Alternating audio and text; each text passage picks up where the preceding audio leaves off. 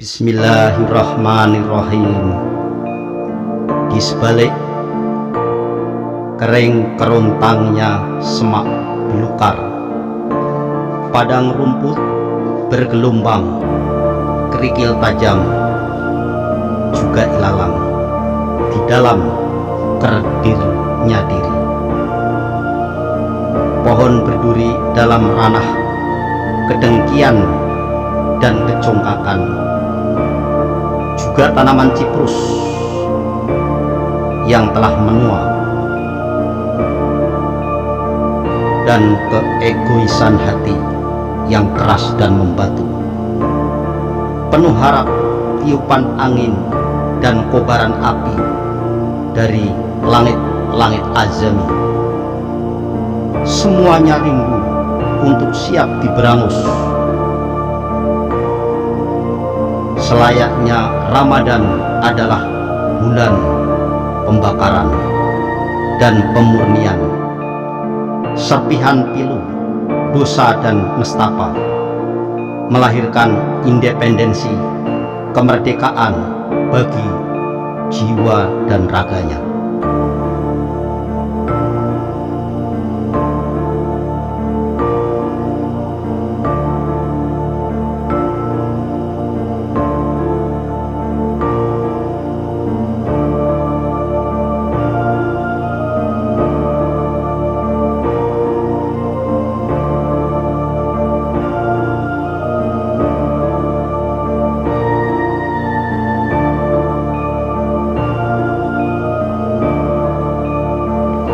Kini raudhah taman jiwanya telah menghijau, mengukir kedamaian, membentangkan altar untuk berwukuf qalbi. Detak jantung dan di setiap kali hela nafasnya adalah debur ombak semangat mengagungkan Allah, Tuhan yang Maha Jalal, Sarmadi, Maha Perkasa dan Abadi.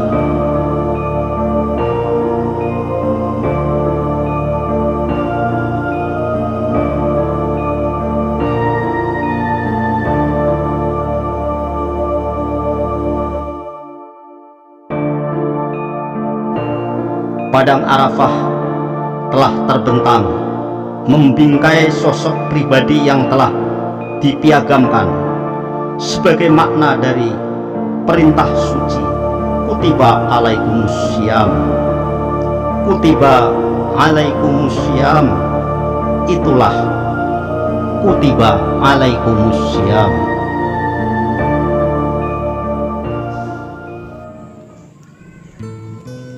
Assalamualaikum warahmatullahi wabarakatuh.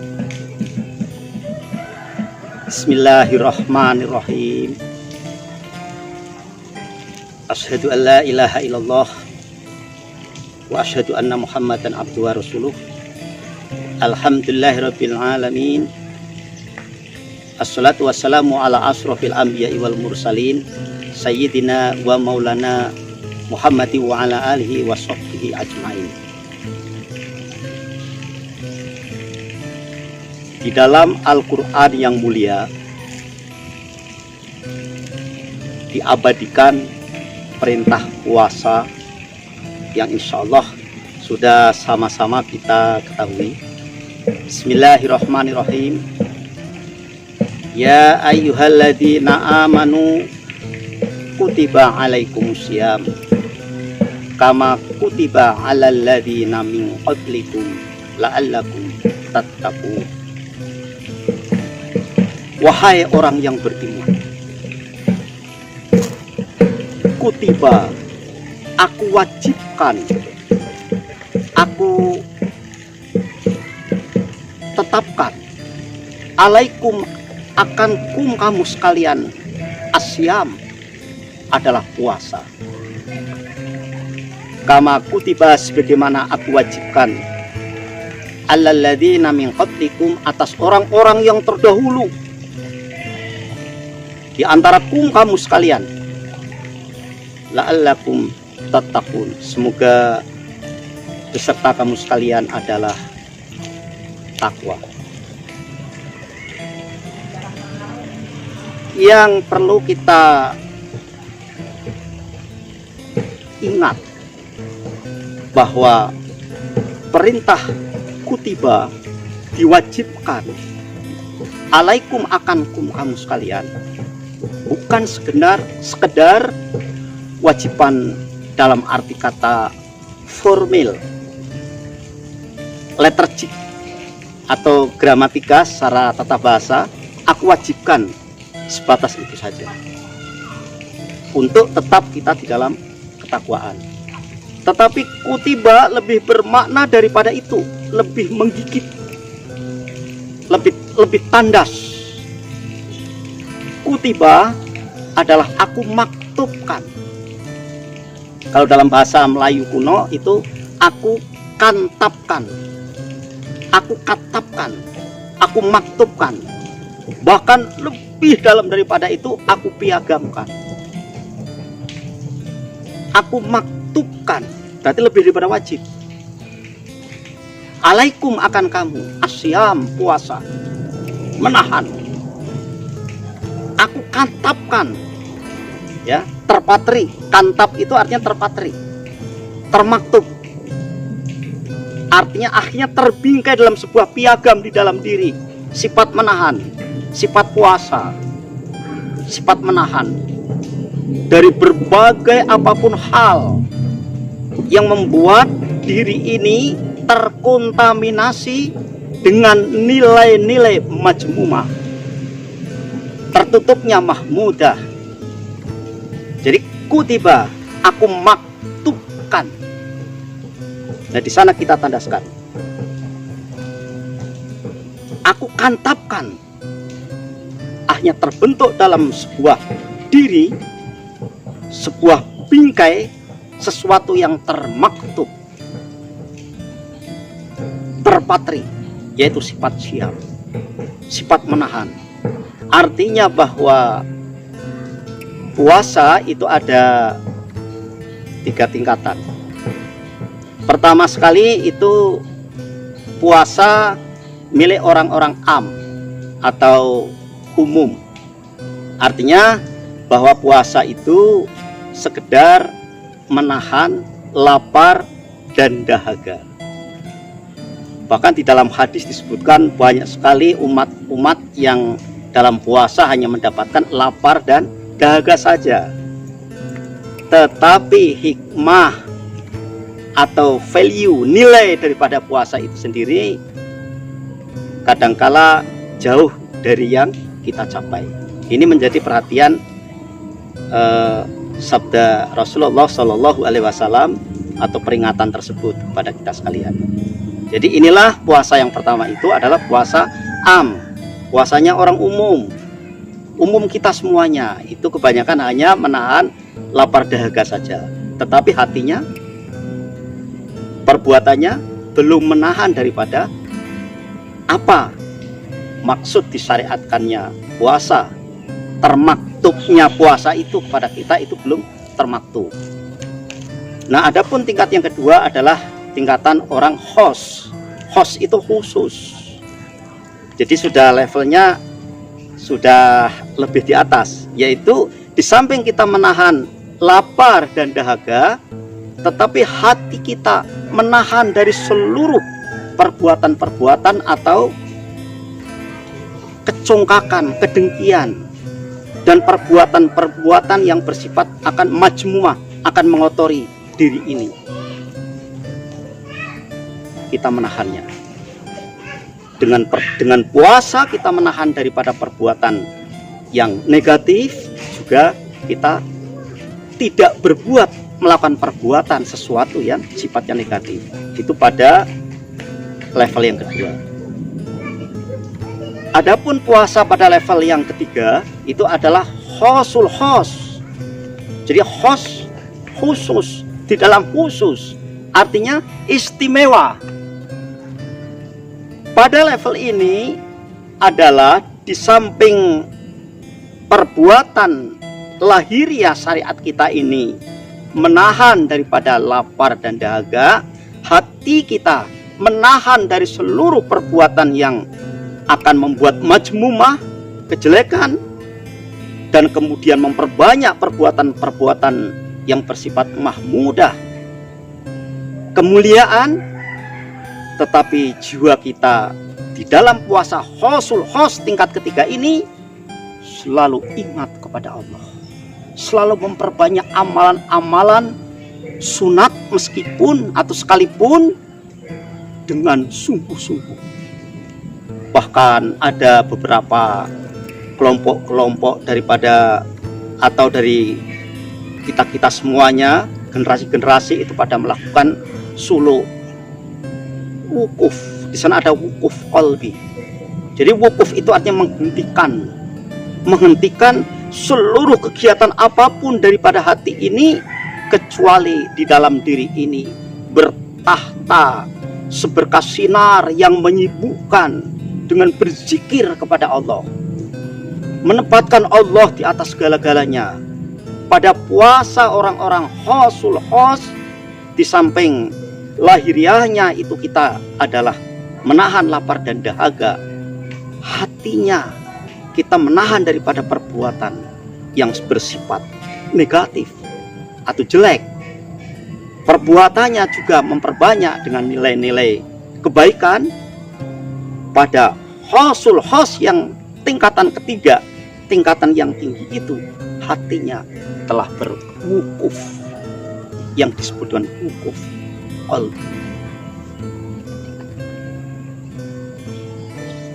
Ada tarbiyatun nafsi, pendidikan, pembelajaran dan pendidikan jiwa atau diri ini. Kemudian tazkiyatun nafsi, ada pencucian diri. Saat puasa kita tahu bahwa pahalanya dilipat gandakan sekian kali lipat oleh Allah Subhanahu wa ta'ala. Amalan-amalan sunat dilipat gandakan pada puasa bulan mubarak, bulan yang berkah, bulan rahmat, bulan penuh kasih sayang, dan sekaligus menjadikan tazkiyatun nafsi, pencucian bagi diri, juga tarbiyatun nafsi, pendidikan dan pembelajaran terhadap diri ini, sekaligus orientasi. Nah, pada tingkatan puasa yang tinggi, di sana ada wukuf qalbi, yaitu tingkatan khosul khos. Sekaligus di dalam puasa ini dijadikannya masa-masa orientasi. Jadi kalau dalam mitos-mitos pewayangan, misalnya Sang Gatot Kaca, ya, itu di dalam kawah Candra di muka, ya, di sana ditempa di dalam kawah Candra di muka, akhirnya menjadi seorang ksatria yang tangguh dan sakti. Nah, puasa ini anggaplah sebagai kawah Candra di muka untuk atau bagi orang-orang yang berpuasa. Jadi kalimat kutiba, aku maktubkan, aku kantapkan, aku patrikan, bahkan aku piagamkan nilai-nilai puasa, nilai-nilai menahan diri dari semua yang selain ridho Allah. Itu sebenarnya lebih daripada wajib. Itu sebenarnya dapat dilaksanakan oleh orang-orang yang betul-betul melakukan puasa dengan keimanan dan dengan idealitas ilahiyahnya sampai realitas insaniahnya. Alhasil, ketika kita puasa selama 30 hari sebagaimana perintah Allah Subhanahu wa ta'ala, walitu'milul iddata, maka sempurnakan akan bilangan hitunganmu, sempurnakan genap 1 bulan. Orientasi puasa ini selama 1 bulan, pembelajaran dan pendidikan serta pencucian jiwa ini selama 1 bulan, terpatri nilai-nilai asyam puasa itu selama 1 bulan, terkantap bahkan dijadikan sebuah piagam dalam diri, maka sempurnakan bilangan sebulan tersebut. Walitukabbirullah, maka bertakbirlah kamu kepada Allah. Secara tidak langsung bahwa kita akan mendapatkan nilai-nilai kebesaran Allah, sehingga sesudah sebulan itu, orientasi selama sebulan itu ke depan, kita ini memiliki sebuah pusaka kehidupan yang sudah terbingkai di dalam diri, adalah asyam yang betul-betul terpatri. Maka menjadi manusia yang betul-betul bisa menahan dari seluruhnya selain nilai-nilai ilahi. Dan di dalam dada ini bangkit seberkas cahaya yang betul-betul menempatkan Allah di atas segala-galanya dan Rasul sebagai utusannya, sehingga terrealisasi dalam bentuk nilai-nilai kemanusiaan. Realitas insaniyah adalah lahir dari sebuah idealitas ilahiyah yang didapat selama penempaan selama 1 bulan puasa kita itu. Oleh karena itu, di dalam puasa ada wukuf qalbi yang saya sebutkan tadi. Dada ini laksana Masjid Al-Haram, Masjidil Haram dalam dada ini. Hati ini Baitullah adalah simbol daripada Ka'bah Allah, yang di sana kita senantiasa berzikir, berwirid, bergema kalimat Allah. Wukufnya adalah dalam puasa itu mengandung. Jadi wukuf tidak hanya ketika kita melaksanakan ibadah haji, wukuf di Arafah, tapi dalam puasa ini juga ada wukuf qalbi, wukuf hati. Sebab di dalam hati itu ada lembutnya hati yang disebut dengan latifah, latifatul qalbi, lembutnya hati. Sebab hati cenderung kadang terpedaya oleh hawa nafsu. Di dalamnya ada latifah, ada lembutnya hati. Di dalam latifah ada pu'at. Jadi pu'at itu semacam zona. Di sana sudah mulai zona yang menitik beratkan kepada kecondongannya kepada Allah. Di dalam pu'at ada suhud. Di sana sudah ada penyaksian. Di dalam pu'at ada suhud, sudah ada penyaksian. Di dalam suhud ada nur, ada cahaya.